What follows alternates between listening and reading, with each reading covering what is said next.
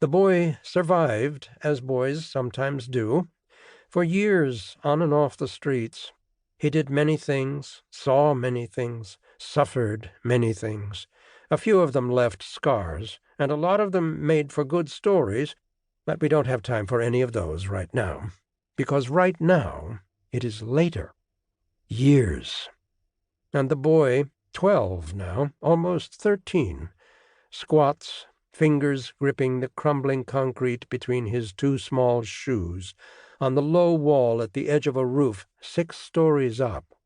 He's watching the cops scramble up the creaking fire escape and counting down the time until their arrival. He says, 10 seconds, Jules, and flexes his toes inside his shoes, ready to run, to jump, to fly if he needs to.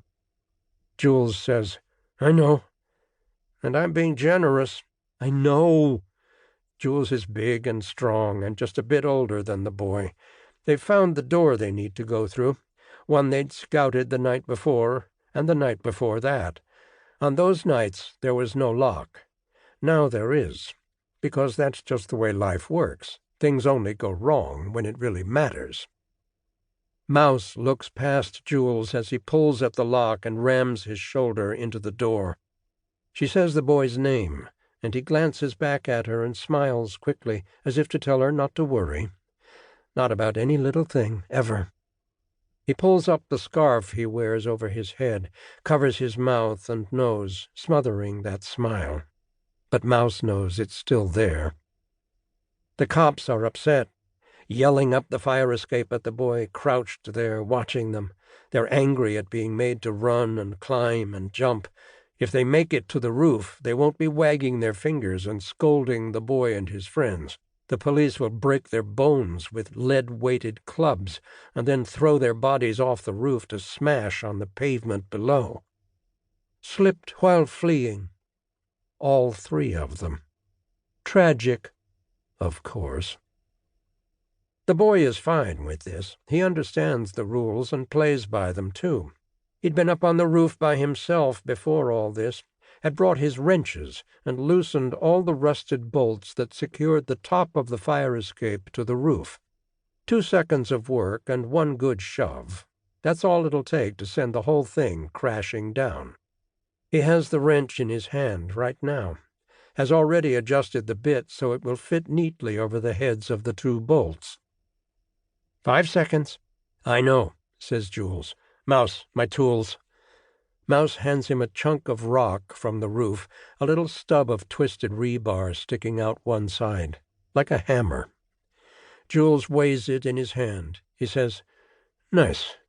Then lifts it, swings, hits the lock, hits it again, and again. And on the 4th try it works, but he smashes his finger a little, tears off the nail. It hurts, and he drops the rock hammer, and tears spring to his eyes, and he wants to stick the finger in his mouth and suck on it, but he doesn't, because he would never. The lock is broken. He hits the door with his shoulder, and it scrapes open. He calls to the boy, voice sharp and loud with pain. Mouse goes down the stairs first, leaping an entire flight, the ragged scrap of a shawl she wears billowing out behind her like stone-colored wings. She lands on 1 foot, 1 knee, 1 hand, looks back through dust and darkness. Jules waits for the boy. The boy walks. The first policeman's hand touches the lip of wall around the roof. The boy asks, "You ready?" "Course," says Jules. "Then what are we waiting for?" "After you." "No, you first. I insist." Then they laugh. They both go through the door, push it closed. Jules pulls 2 wooden wedges out of a pocket and shoves them under the door. Chocks.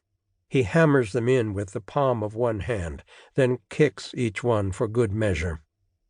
And then they run, all 3 of them, down a flight and another flight, feet going slap, slap, slap, skid, slap on the old steps, hands skimming the loose, rusted railings for balance. They're careful not to trip over the garbage strewn in the stairwell, the mounds of rags and blankets that might be people sleeping.